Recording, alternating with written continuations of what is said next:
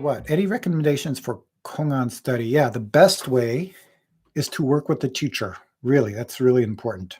I mean, Koans themselves are naturally appear in our life. So if we look at the formal Koan practice, we can go back, to China, probably even further, and see how it formalized. So usually there was some kind of interaction between a student and a teacher. And if a teacher's understanding and a student's understanding connected or were the same, we call this a transmission. So, if you look at the Blue Cliff Record, Mumun Quan, you'll see a lot of Koans in there, and they're basically stories and interaction between teachers and students. Traditionally, there's over 1,700 Koans in the Korean, Chinese, Japanese tradition. In our school, we have sitting meditation, the chanting meditation, the walking meditation. All of the techniques do the same thing, right? They help us wake up to perceive our original enlightened nature. That's it. Just different ways of doing it. Koan practice is interesting because it also helps up with the wisdom part. So first we say, wake up, right, to our original enlightened nature. Then how do we use that in our life from moment to moment, right? How does the enlightenment, or how does true nature, how does that function in our lives? So the Koans really help us with these things. So the first part of Koan practice is help us wake up, right? It takes away this cloud, this dream that we usually live in. So I usually talk about the opposites thinking world that we live in, right? This I, you, us, them, good, bad, right, wrong. We live in this world, and this world creates dissatisfaction for ourselves and everyone around us. So the first step of Koans is to help us wake up out of that dream, right? So then our mind is clear. And I always use the analogy of a mirror, right? It just reflects everything as it is. And the second parts of Koans, we teach about truth, right? So if your mind is clear, then it just reflects everything as it is. So often Zen Master Sung Sung would say, skies blue, trees green, dogs barking, woof, woof, right? Just reflecting everything as it is. But usually human beings' minds are not like that. If the dog's barking, I don't like that sound. It's too loud. It's ruining my meditation. I wish it would stop, right? This is the kind of thinking that we usually have in our mind. But if we wake up and just perceive the sound, we don't hear the dog barking, we are the dog barking, right? So that's what we call truth, just perceiving things as they are without adding anything extra to it, like our judgments, our likes and dislikes, all of these kinds of things.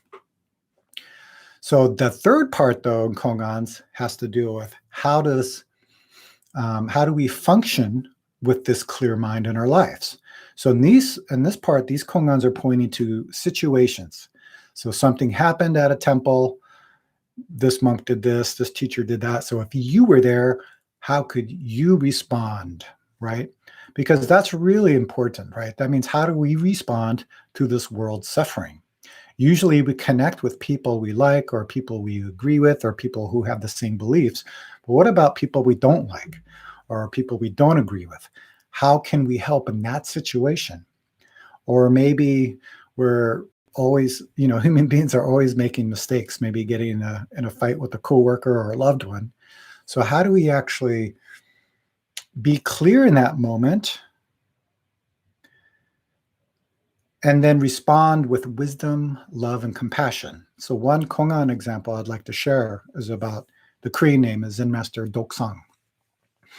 The story goes that Zen Master Doksang was going to the meditation hall with his bowls.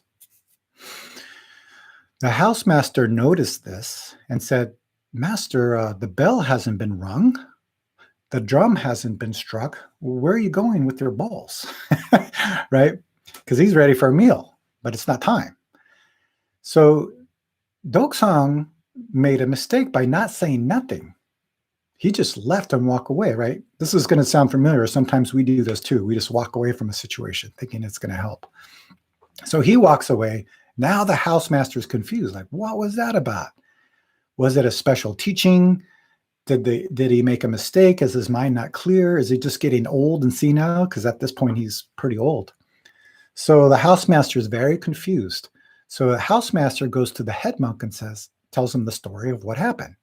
The head monk said, the master doesn't understand the last word, which means the master doesn't understand, Doksang doesn't understand his correct function, right? So the rumors go around about this, and then Doksang hears about it, and he's very upset. So he goes to the head monk and says, "Do you not approve of me?" Yelling, very upset. Head monk whispers something to him. Master anger calms down and goes, I understand. Right? The story goes on, but I want to stop at that point because one of our important questions is, if you were the head monk, what would you whisper in the Zen master's ear? Right? Because we run into this situation a lot. Someone's upset at us. So how do we, first of all, bring the anger down, but also point out the clarity of the situation without blaming and pointing fingers? We call it skillful means in Buddhism, but the Kongans really can help with this part. So I recommend doing the Kongan practice with the teacher.